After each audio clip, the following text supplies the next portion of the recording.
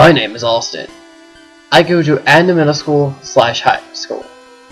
I'm currently a sophomore. A week before Christmas break on Monday, a new student came to school. His name was Zach. He was a nice, funny, and gothic sophomore. He sat with me and my friends at lunch. Through the week, you could see he became more depressed, but still sat with us at lunch. Maybe this is what he's truly like. Maybe. On January 2nd, he came back like the rest of us. But he was more upset and didn't even show up for lunch. All he did was go to his locker and sit there the entire time. Not even getting something to eat? What happened to him? None of us know because no one knew him before he came to Adna. 3 weeks later, he disappeared. No records of him moving away, going to WF West, the school in Chalice, or even dying. Just disappeared.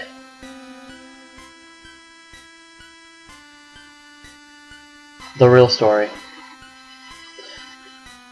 My name is Zachary Lowry. I just moved from Spring Grove, Pennsylvania for a fresh start. I don't want to talk about why, let's just move on. It was my first day at Adna. It wasn't bad.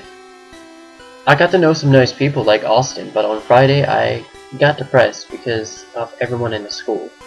They all looked exactly the same.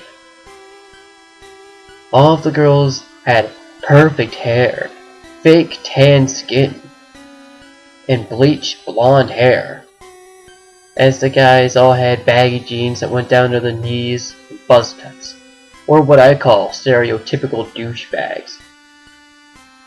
Hey, Spring Grove at least had some difference. Like Cassidy. Cassidy. She was amazingly beautiful. Now anyone from Spring Grove reading this would most likely say, "Oh, but he likes every girl. Fuck off." I just wanted a girl to be with, that's all. Cassidy is the only one I really liked. Her punkish style, her perfect red velvet hair that whether or not curly or straight is always beautiful. I was going to ask her out, but everyone said that I need to get to know her better, so I did. And when I finally was going to ask her out, she started dating a guy that looked like me. Figures. The only time I actually try to get to know a girl better before I ask her out, I lose my chance to him. Christmas break came and my sister Mina along with my grandmother came to visit until the 28th. After 2013 started, I started to get nightmares all the time. Last time I had a nightmare was when I was 7, a year before I moved to Spring Grove. I'm 16 now, so it was almost 9 years since then. I got more angry, depressed, sad, anxious, got pains in my chest, hearing voices, seeing things, and etc. Which made me come to the conclusion that I was losing my sanity. Others say, "You are not losing your sanity." Shut up. You can't say whether or not I'm going and say, "You're not me. I'm me, not you." Strange thing is though, I want to lose my sanity. The thought of it makes me scared, but tempted to throw all sanity away at the same time. During school, the voice I mentioned earlier came to my head again. So during study skills, I went to the back of the room and popped out keys from the keyboard, stealing a Z from an old computer and an L from a new computer. And on the same new computer, I popped out the 7 and 8 keys, along with F6 and the other 6 on the calculator side of the keyboard, and made 6 write 6 F6, or 666 for short. I also drew stars on the same computer. 666 on the computer screen, typing "See you in hell 666" in the login, and writing "Adna is hell" on the desk on the left. And stole a mouse from the computer. Not like they need it, they have hundreds anyway. The principal found out and just cleaned it up. 3 weeks later, in second period, typing, the same voice came in my head. And my iPhone started playing Hill Act 1 Reverse from Sonic.exe on my phone. because it was the only video currently on the YouTube app. Then it went to my pictures, showed the I Am God Sonic EXE picture I got from Google on screen while still playing the song. The teacher came and looked at my phone. He asked if it was mine. No response. He saw that the headphones weren't fully plugged in, so he pushed them all the way in, and the song kept playing from the iPhone, not the headphones. The girl beside me got scared, but the teacher just ignored it. I didn't touch it. Third period. Algebra. Came in as soon as the bell rang for class to start. The song started playing again. The student next to me asked if it was mine. Once again, no response. He pulled the phone out of my pocket and tried to turn it off, but no matter what, it would just keep going until it randomly cut off. Then the teacher took it and said, "It's mine now.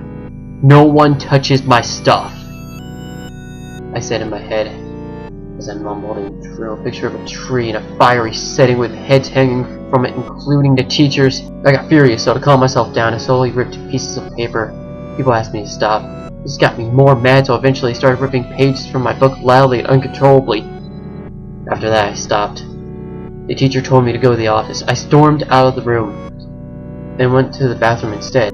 I slammed the door to one of the stalls and ended up bending the sliding lock onto the door, so I went crazy and slammed it again, this time making the metal piece on the stall fly off instead. So I went to the office and the principal sent me home early. I was going back to school on Wednesday, but the school called and said I couldn't go back until I was evaluated. So I was taken to the hospital to see if I really needed one. They gave me a blood test and I asked if I could take some more out for me to keep. They thought it was a joke. So they sent me home, and now I'm homeschooled. 4 more days later, they wanted me to get a threat assessment because people made lies that I was threatening and hissing at people. How childish. Later on in the week, the same voice came in my head again, but this time had a conversation with me. He said his name was Cruentus Demonia, and he wanted to help me. So he got me to make him a Facebook page, and to freak people out. I added the picture he wanted me to, and posted his status as he wanted me to post. Sometimes he gave me URLs to pictures that already existed, like the smile from SCP-473, which was his profile picture. Later that day, I deleted the account because things went too far. But still, I kind of want to bring my insanity back to Facebook again. The next day, Cruentus Demonia commented on one of my status posts. Then he disappeared again. He came back in my head, and all Cruentus said was, "It's what she wants. What Cassidy wants."